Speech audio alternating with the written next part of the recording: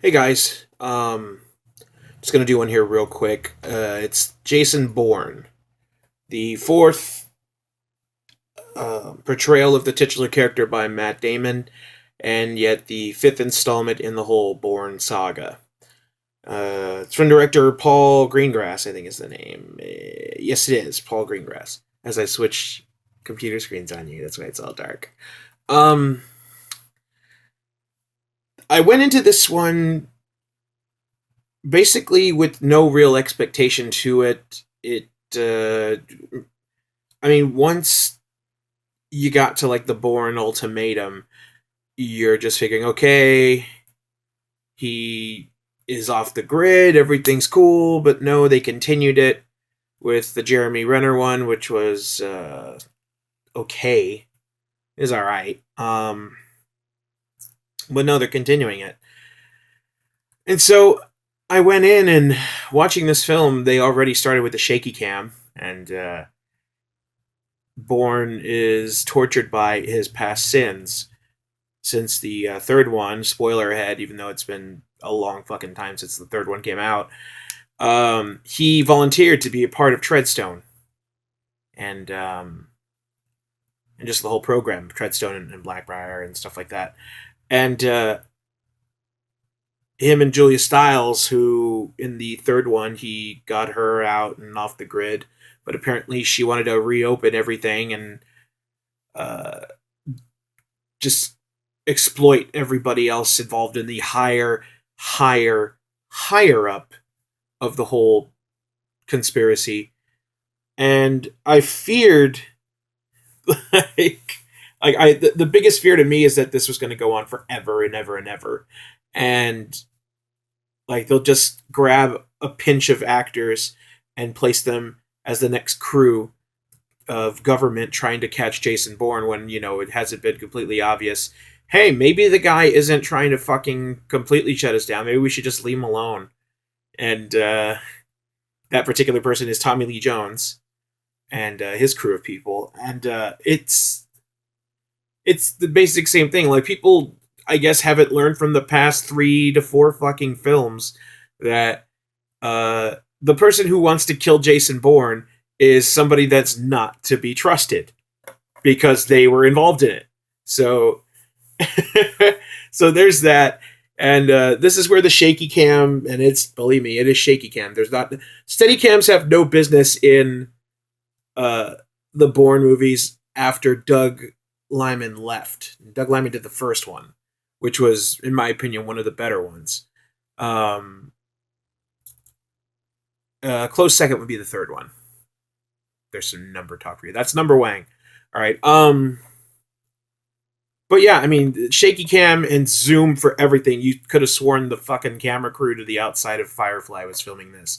Like, it favored Tommy Lee Jones, who was basically just walking like literally a tired old man at this point. Like, he's just like, I'm gonna go to my room.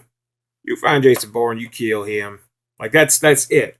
And he looked like Senator Palpatine.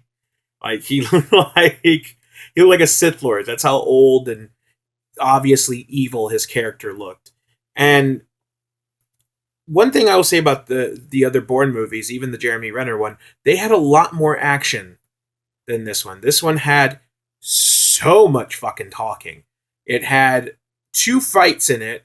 One was kind of pointless with this hacker who had already asked Bourne to like let him keep the files, and Bourne just kind of ignored him. And then the guy tries to kill him with a weight set, and that fight was short lived. And then the end with the asset, who is the hired gun, who is a former member of Treadstone who got busted because Jason Bourne exploited the whole thing.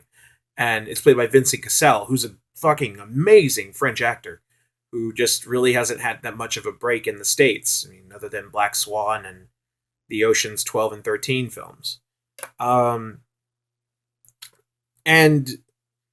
that's the thing, too. The fights are even more like in your face, close up, tight. We can't really show too much combat because, well, Matt Damon's getting older, and Vincent Cassel, although in great shape as well, is not really going to be doing some fantastic moves as well.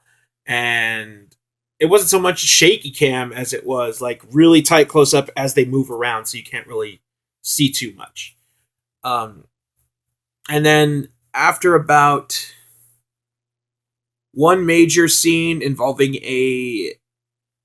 um, a huge riot, and then there's about 50 minutes of talking and walking. Like literally, you will see many things. You can play a drinking game for this Bourne movie. You can take a shot every time somebody walks into a door, every time somebody picks a lock on a door, and every time somebody's walking while talking on a phone. Like literally, this movie is just that. And mind you, like the Bourne movies were never really just mindless, pointless violence and action, but fuck, man, they balanced them pretty well. And no, this film it was good, but it wasn't.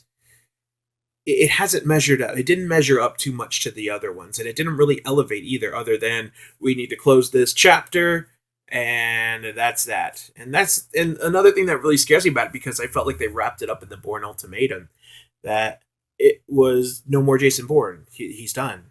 Now it's somebody else's problem. But I guess Jeremy Renner couldn't cut the mustard. So yeah, I would say wait till it's on TNT. Like I wouldn't even I wouldn't really even rent it per se. I say the same thing about Suicide Squad though, but this is different though. I say this for Jason Bourne because it doesn't really offer too much excitement. It's just so much like it's like a bookend that you're very very scared that they're going to try to shove more pages in. So, but if you liked it or if you agree, disagree, whatever, please comment on it. I would like to get some fresh perspectives as well as opinions. So, yeah. Till then, I don't know what I'll be reviewing next, but you can bet your Aunt Susie's ass I'm going to be reviewing it. So, I'll talk to you guys later. Bye.